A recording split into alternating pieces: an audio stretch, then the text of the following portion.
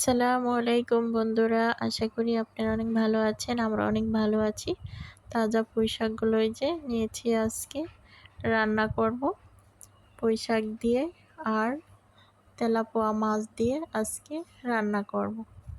তাহলে দেখুন পুরো ভিডিওটা, আর কি রান্না করছি অবশ্যই দেখতে পাবেন এখানে। আর বিশেষ করে লাল চাউলের ভাত রান্না করব, পাহাড়ি চাউল এটা।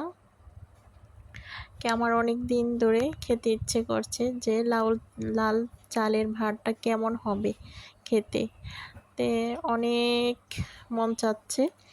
তার জন্য আমি এই যে লাল চালটা নিয়ে এসে পড়েছি, কিন্তু বাজার থেকে কিনে নিয়ে এসেছি। লাল চালের ভাত রান্না করব আর খাবো। তার সাথে এখানে এই যে একদম তরতাজা পুঁই শাকটা রান্না করে নিচ্ছি। আজকে শাক দিয়ে লাল চালের ভাত খাওয়া হবে, একদম পাহাড়িদের মতো তাজা শাক, আর সাথে আছে লাল চালের ভাত। পাহাড়িরা তো একদম সিদ্ধ খাবারগুলো খায়, আমার কিন্তু দেখতে অনেক ভালো লাগে। আমিও একদিন মন চাচ্ছে করে নিব সব কিছু সিদ্ধ খাবার।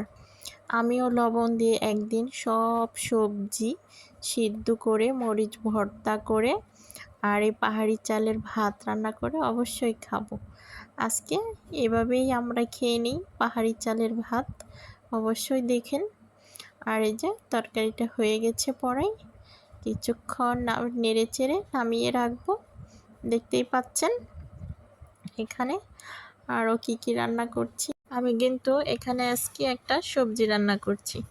সবজিটা আগেই রাইস কুকারে বসিয়ে দিয়েছিলাম বড় ঢাউল দিয়ে, সব প্রকারের সবজি দিয়ে। এখন রসুন কুচি, পেঁয়াজ কুচি, জিরা দিয়ে ফোড়নটা দিয়ে নিলাম। এই যে দেখুন সেই করে ফোড়নটা হয়ে গেল।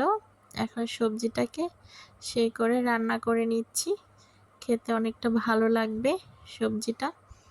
আর ডাঁটাগুলো অনেক ভালো, এক ভাবির কাছ থেকে যে ডাঁটা আনি, ডাঁটাগুলো খেতে অনেক স্বাদ। আর ধনেপাতা নেই, এই যে বিলাতি ধনেপাতার ঘাস টবে কিন্তু বুনে রেখেছি, এর জন্য সবজিতে কিন্তু এই যে দিয়ে দিলাম বিলাতি ধনেপাতাই হয়ে গেল। এই যে এই ধনেপাতাটার সেন্টটা কিন্তু অসাধারণ, অনেক ভালো লাগে।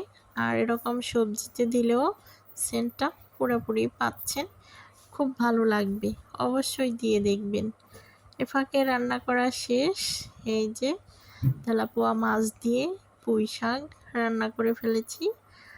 আর এখানে কি রান্না করেছি বলুন তো, এখানে এই যে সবজি রান্না করেছি, ডাঁটা, মিষ্টি লাউ, আলু, বড় বড় ঢাউল সব কিছু দিয়ে রান্না শেষ।